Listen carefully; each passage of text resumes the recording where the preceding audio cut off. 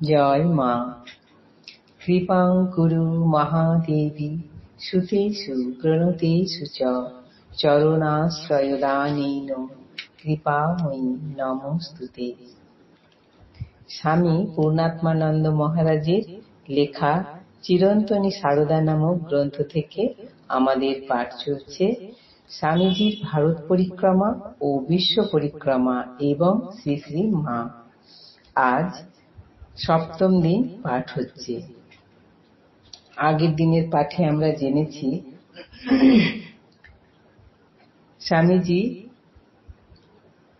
আমেরিকায় শিকাগো ধর্ম মহাসভায় যাবেন বলে তার অনুষঙ্গীরা টাকা পয়সা তুলেছে, কিন্তু হঠাৎ স্বামীজির মনে হলো যে এটা তার নিজের মনের খেয়াল নয়, তো মায়ের আশীর্বাদ, মায়ের অনুমতি চায়। তিনি সেই সমস্ত টাকা গরিবদের মধ্যে বিলিয়ে দিতে বললেন আর নিজে গভীর অন্তর্মুখী হয়ে মায়ের কাছে প্রার্থনা জানাতে লাগলেন। দীর্ঘদিন পর তিনি একদিন তিনি একটি অশরীরী বাণী শুনলেন, যাও। নিদ্রাভঙ্গ হলে শান্তি ও আনন্দে স্বামীজির মন প্রাণ পূর্ণ হল।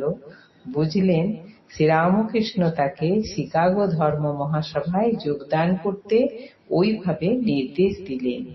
স্বামীজি নব উৎসাহে উদ্দীপ্ত হলেন। আজকের পাঠ। কিন্তু এর পরেও স্বামীজির মনে আবার দ্বিধা এসে উপস্থিত হল। ভাবতে লাগলেন, তাঁর দর্শন কি সত্য, তার নিছক স্বপ্ন নয় তো? এই চিন্তা স্বামীজিকে আকুল করে তুলল। ঠিক সেই সময়ে তার মনে পড়ল শ্রী মায়ের কথা। তিনি তো জগন্মাতার চেতন বিগ্রহ এবং শ্রীরামকৃষ্ণেরও অপর সত্তা। তৎক্ষণাৎ স্বামীজি তাঁর ধর্ম মহাসভায় যোগদানের জন্য পাশ্চাত্য গমনের অভিপ্রায় নিবেদন করে শ্রী মাকে পত্র লিখলেন এবং জানতে চাইলেন এটা তার অভিপ্রেত কিনা। প্রায় দীর্ঘ 2 বছর পর তাদের সর্বস্ব এর সংবাদ পেয়ে স্বাভাবিকভাবেই শ্রীমা খুব আনন্দ লাভ করলেন। প্রায় দীর্ঘ 2 বছর পর তাদের সর্বস্ব এই সংবাদ পেয়ে স্বাভাবিকভাবেই শ্রীমা খুব আনন্দ লাভ করলেন।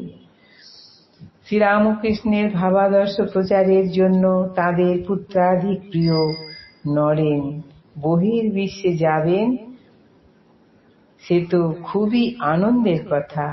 শ্রীরামকৃষ্ণের কাছে তিনি কতবার শুনেছেন নরেনের জগৎ আলোড়নকারী প্রতিভা এবং ক্ষমতার কথা।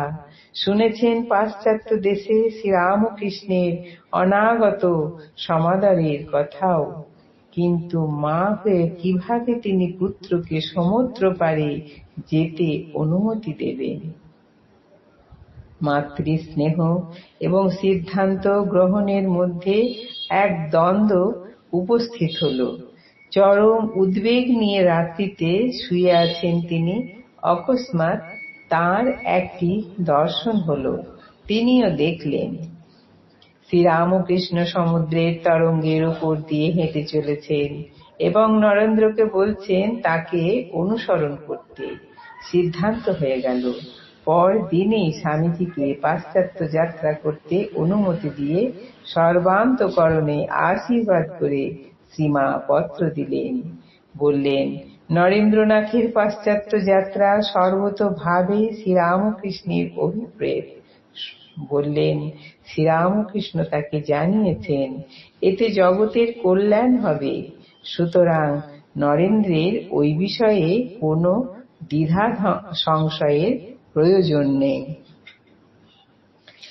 সেখানে অভূতপূর্ব সাফল্য নরেন্দ্রের জন্য অপেক্ষা করছে।